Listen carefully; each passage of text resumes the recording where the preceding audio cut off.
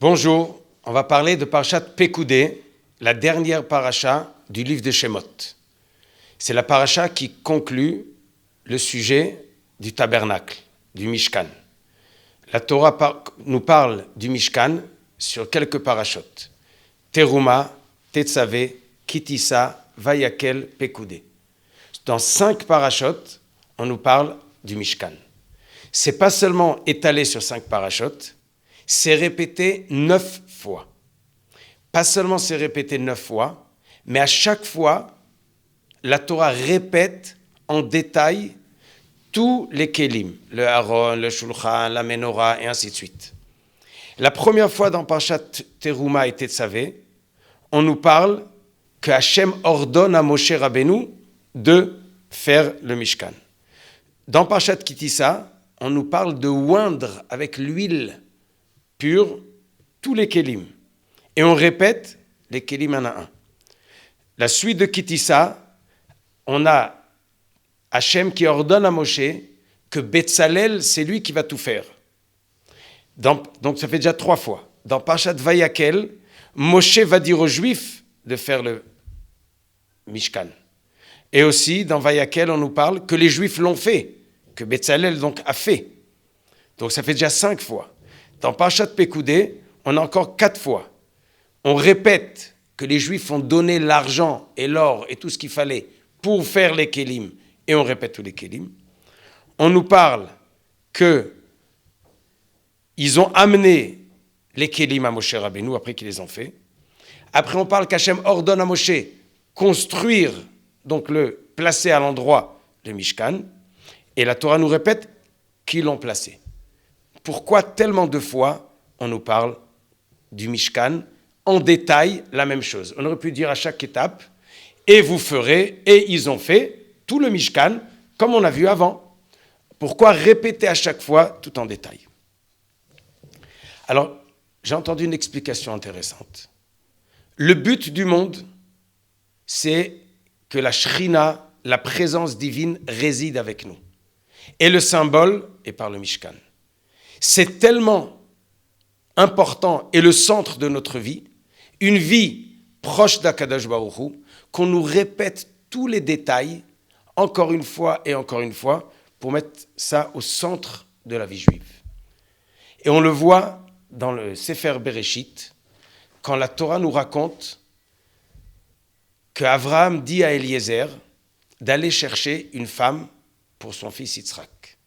La Torah dans Parashat Chaye Sarah, dans Parashat Toldot, elle nous raconte en détail tout le dialogue de Eliezer avec le père de Rivka en détail. Et là-bas, dans le chapitre 24,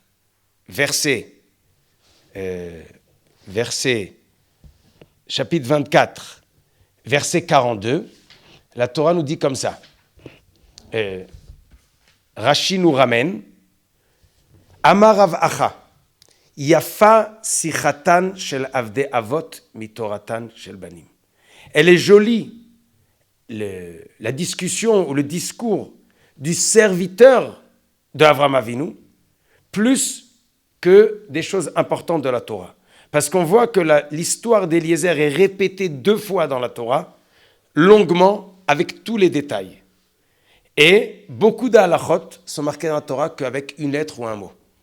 Donc on voit que l'histoire est détaillée, ça a une importance pour nous donner le poids ou le vrai poids de chaque chose.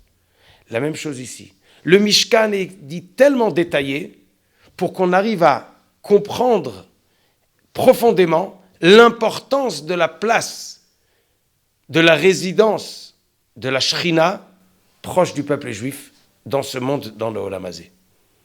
Et on voit ça aussi dans la Haftara de Parashat Tetzavé, le verset dans le chapitre 43, verset 10 du livre de Yecheskel, c'est marqué comme ça. Ve'ata ben Adam, haged et pnei Israël et habayit. Raconte aux Juifs la maison. C'est quoi la maison? C'est la maison de Dieu, le tabernacle, le Mishkan, le Beth Amikdash. Et le passouk continue, Veyi kalmu me avonotehem. Ils auront honte de leur faute. Quelle est l'idée de la honte de la faute? Par connaître, savoir la maison de Dieu. L'explication est comme ça. Des fois, un enfant ne veut pas avoir une punition de ses parents, donc il ne fait pas de bêtises. Des fois, il veut gagner quelque chose, donc il ne fait pas de bêtises. Mais il y a des fois, il ne veut pas décevoir ses parents, donc il se conduit bien. L'amour et la gentillesse et la proximité qu'il a avec ses parents font qu'il a honte de se conduire mal. Il ne veut pas les décevoir. Il dit le Navi, le degré le plus haut, c'est qu'on ait honte de nos fautes. Comment on peut décevoir Akadosh Baruch Hu quand il est si proche de nous et qui nous montre d'une telle façon son amour et sa proximité avec nous. Donc c'est ça le pshat. La Torah nous détaille le lien qu'on a avec Akadosh Baruch Hu à travers le Mishkan, qui fait qu'on a honte et qu'on ne veut pas le décevoir, donc on ne fait pas d'Averot. Ça, c'est un degré très haut. Et cette chose est partagée en 3 parties. On a le Kodesh HaKodashim, qui est il y a le Aaron et les Kruvim, et là-bas la Shrina, elle réside. C'est l'endroit du lien lui-même. Après, on passe au Kodesh, où on a la Menorah, le Shulchan et le Mizbeach. Ça représente, c'est le symbole de ce que nous, on amène à Kadosh Baruch Hu.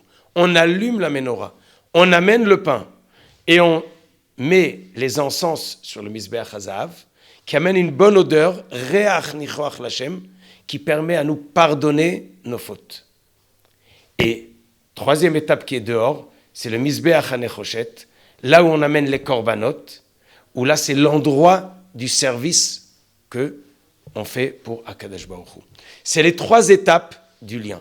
Et ça, la Torah le répète 9 fois en détail pour qu'on le concevoie combien ce lien est fort et présent dans notre vie, qu'on n'a plus envie de faire de Averot, qu'on veut vivre à la hauteur qu'Akadosh Baruch Hu soit content de nous. Yehi Ratzon, qu'on ait le srout de toujours vivre d'une façon où Akadosh Baruch Hu il a grâce de nous, content de nous, et on est à la hauteur de ce qu'il attend de nous. Be'ezrat Hashem.